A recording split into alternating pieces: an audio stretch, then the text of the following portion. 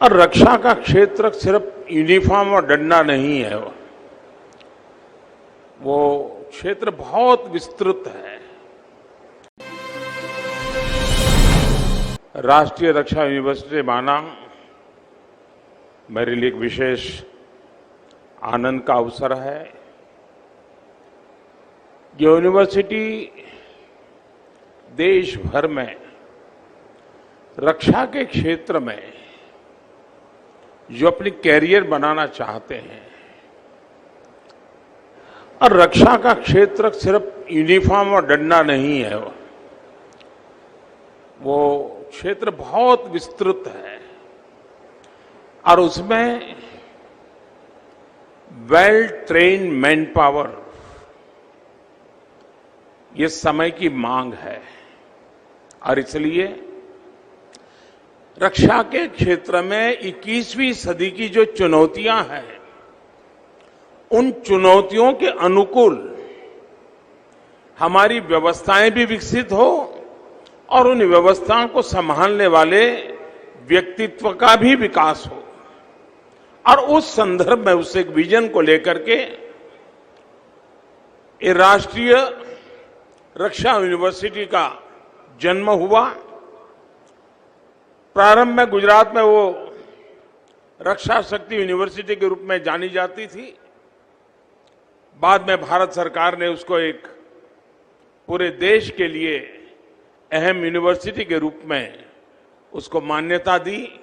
और आज ये एक प्रकार से देश का नजराना है, देश का गहना है, जो राष्ट्र की रक्षा के लिए यहां जो चिंतन, मनन, शिक्षा, ट्रेनिंग होगी, वो राष्ट्र रक्षा के लिए आने वाले कालखंड में देश के अंदर एक नया विश्वास पैदा करेंगे। आज जो छात्र छात्रा यहां से पढ़ करके निकल रहे हैं, उन्हें और उनके परिवार के सदस्यों को मेरी तरफ से मैं बहुत बहुत शुभकामनाएं देता हूं। आज एक और पावन अवसर है। आज के ही दिन नमक सत्याग्रह के लिए इसी धरती से दांडी यात्रा की शुरुआत हुई थी। अंग्रेजों के अन्याय के खिलाफ गांधी जी के नेतृत्व में जो आंदोलन चला, उसने अंग्रेजी हुकूमत को हम भारतीयों के सामूहिक सामर्थ्य का एहसास करा दिया था।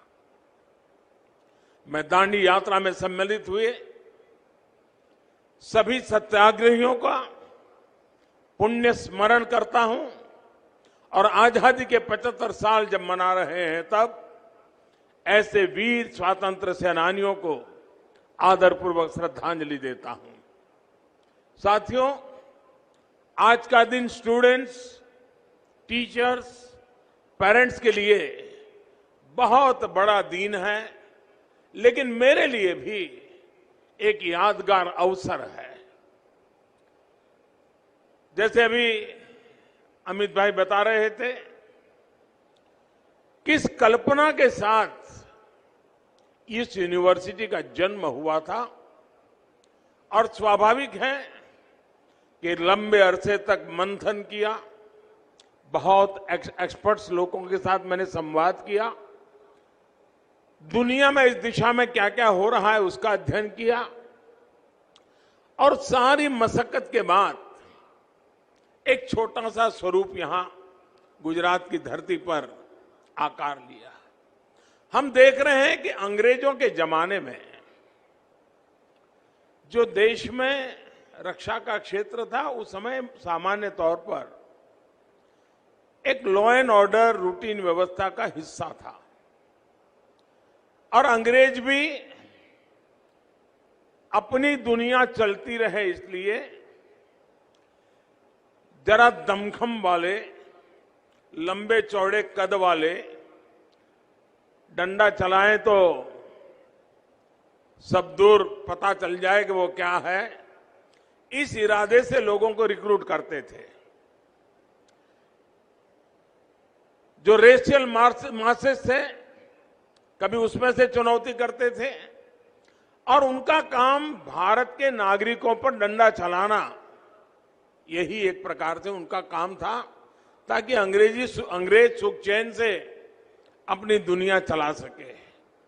लेकिन आजादी के बाद उसमें बहुत रिफॉर्म्स की आवश्यकता थी, आमूलचूल परिवर्तन की आवश्यकता थी।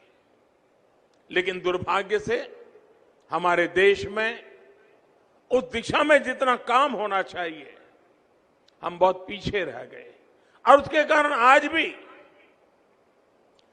सामान्य जो परसेप्शन बना हुआ है, वो परसेप्शन खास करके पुलिस के संबंध में, ये परसेप्शन ऐसा बना हुआ है कि भाई उनसे बच के रहो, इनसे जरा दूर रहो। यूनिफॉर्म पे हमारे देश में सेना भी है, लेकिन सेना के लिए परसेप्शन क्या है? कहीं कोई संकट की घड़ी है और दूर से भी सेना दिखाई दे तो उसको लगता है कि अब तो कोई संकट नहीं है, ये लोग आ गए हैं। एक अलग परसेप्शन है। और इसलिए भारत में ऐसे मैन पावर को सुरक्षा क्षेत्र में तैयार करके लाना बहुत जरूरी है, जो सामान्य मानवी के मन में एक मित्रता की अनुभूति करे, एक विश्वास की अनुभूति करे। और इसलिए हमारी पूरे ट्रेनिंग मॉड्यूल को बदलने की बहुत आवश्यकता थी। उसी गहन चिंतन में से भारत में पहली बार इस प्रकार का प्रयोग हुआ था, जो आज विस्तार होते होते राष्ट्रीय रक्षा यूनिवर्सिटी के रूप में आपके सामने प्रस्तुत है।